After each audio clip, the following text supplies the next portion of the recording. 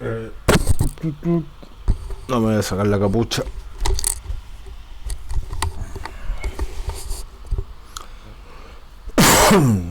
Voy a reaccionar a un video donde dice que Axel Kaiser humilla a periodista zurda que criticó el liberalismo. Estos videos a veces son graciosos porque en realidad a veces no humilla a nadie, pero los liberales gustan de inventarse una narrativa propia como los comunistas hacen. Dice, incluso la tratan de estúpida aquí por criticar al socialismo. Vamos a ver qué onda. Y eso es gracioso porque muchas veces los liberales no dicen cosas muy interesantes, pero entre ellos se aplauden y son lo más inteligente del mundo. Yo, como siempre he dicho, soy muy pro capitalista, pero no comparto necesariamente con los liberales, y menos con los liberales tipo Axel Kaiser. Y últimamente Milei también ha andado patinando mucho, pero vamos a seguir con la reacción. Entonces, esto es de junio del 2024, reciente. Axel Kaiser, que es uno de los pensadores liberales que Escucha ha abajo. sido orador durante esta mañana en uno de los paneles propuestos por este encuentro. Axel, muy buenos días, muchísimas gracias por este ratito con DNews. Contanos un poquito qué es lo que vos le dijiste a la audiencia reunida en este lugar. Bueno, yo estaba en un panel sobre batalla de las ideas, batalla cultural, que es algo que, como sabemos, ha sido muy importante para el gobierno de Javier Milei y para él personalmente antes. Y yo ahí intenté explicar por qué a los liberales nos cuesta tanto ganar frente a los socialistas. Y la respuesta, de manera muy sucinta, es que el socialismo incuba una utopía, una promesa de un mundo mejor, prácticamente perfecto, en el que van a desaparecer problemas como la escasez y las tensiones sociales. Es decir, hay una promesa de un amor, de hermandad fraternal que se va a dar en este contexto socialista, que los liberales no hemos sabido contrarrestar porque nos enfocamos demasiado en el discurso técnico sobre la economía y cuestiones de ese estilo.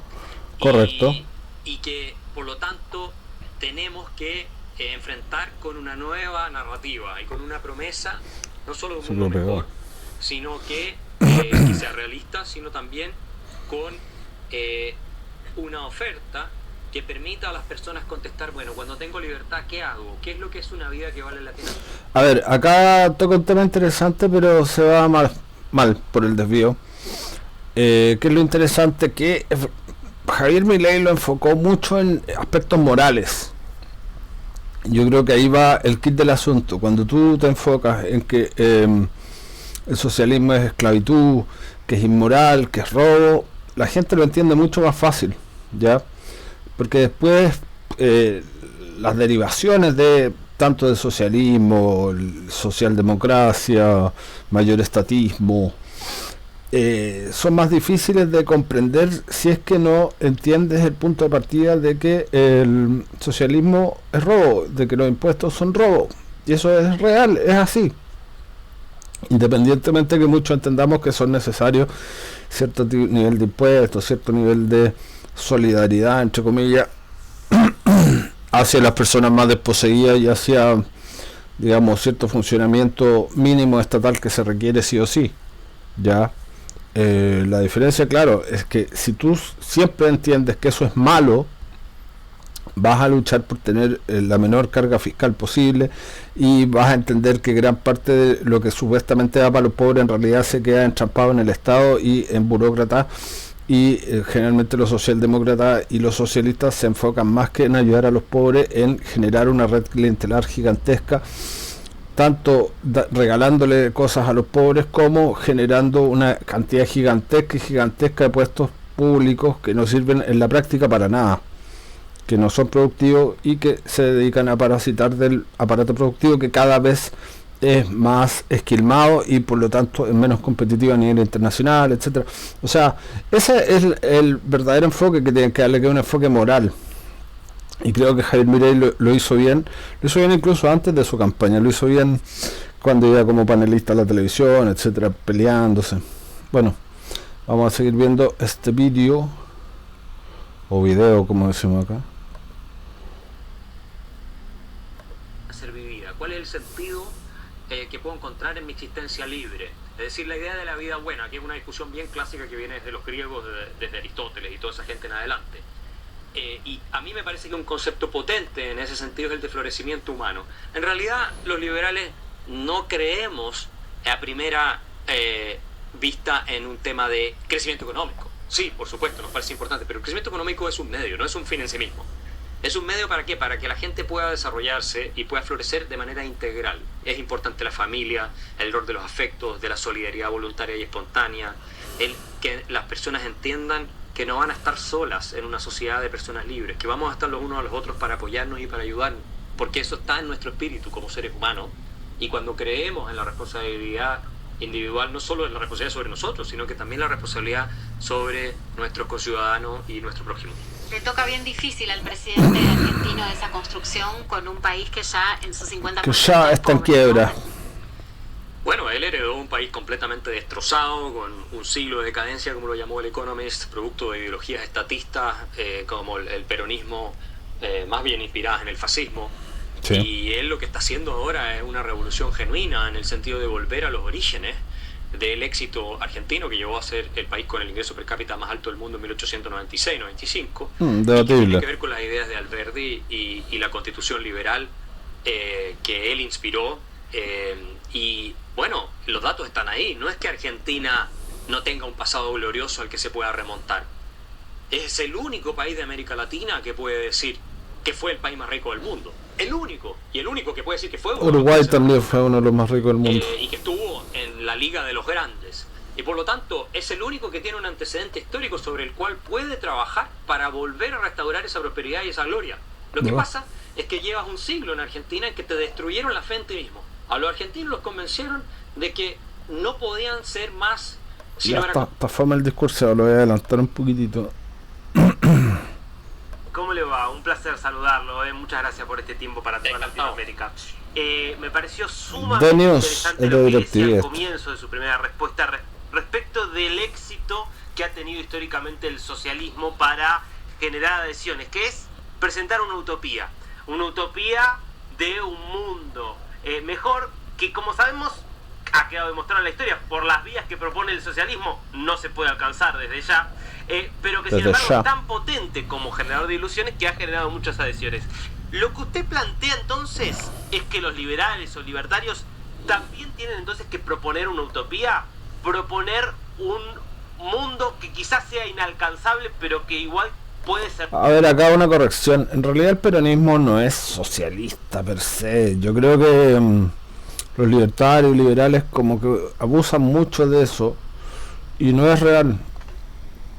Es un cronicapitalismo, claro, donde tiene harta intervención del Estado, pero no es realmente socialista. El peronismo nunca busca una estatización total de la economía ni nada así, busca un mayor rol del Estado para su ideología redistribucionista, pero sobre todo lo peor que tiene ni siquiera es eso, sino que es encerrarse en una especie de autarquía con la concepción de que si lo hacen van a generar mayor industria nacional y eso va a generar mayor desarrollo, pero que esa es la idea más fracasada de todas, incluso más que el socialismo, más que la redistribución, porque bueno, podemos ver países que son redistribucionistas, no sé, los nórdicos, algunos países europeos, que uno podría entrar a pelear o entrar a discutir si es que son socialistas o no, pero en cierta medida sí lo son, pero lo que no son es lo que no son es de industrialización por sustitución de importaciones, que ese es el verdadero fracaso del peronismo, y por eso vienen los argentinos a comprar acá, porque Chile entendió a la fuerza en los años 80 con los militares de que generaron toda la producción a nivel local era mucho más caro que importarla y que exportar a su vez las cosas en las que teníamos ventajas competitivas. Y eso todavía no le entra a los argentinos en la cabeza. Hay mucha gente incluso que votó por Milei con la cual he conversado que no tienen claro eso.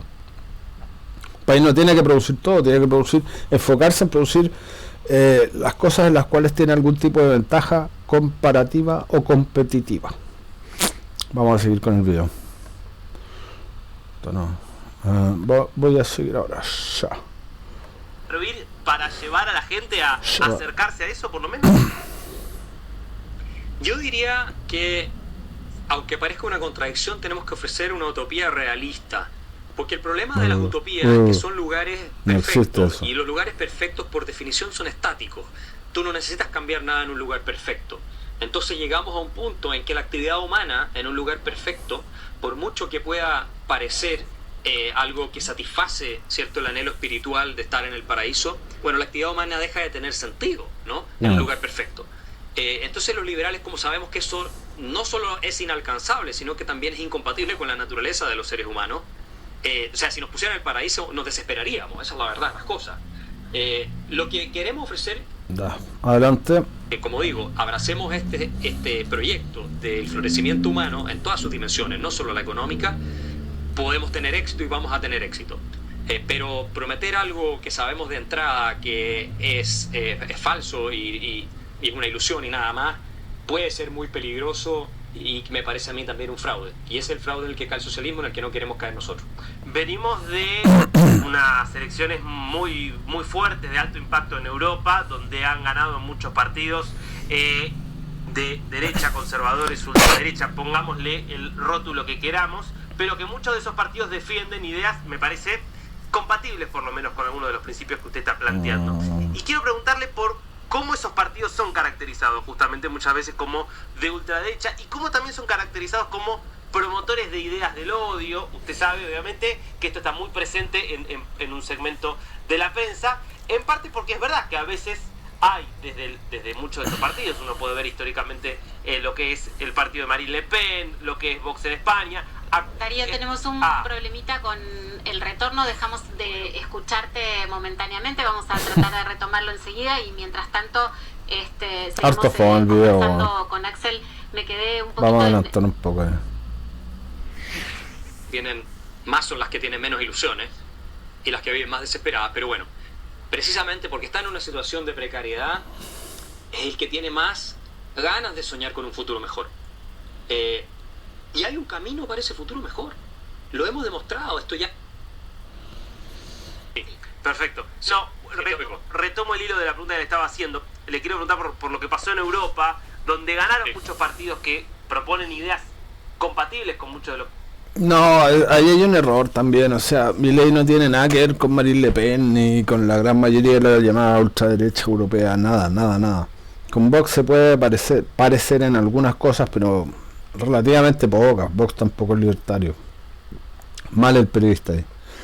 Usted propone de mayor libertad y demás, pero que son acusados muchas veces de ser partidos promotores del odio por cómo califican a los inmigrantes, por cierta agresividad en algunas de sus posiciones.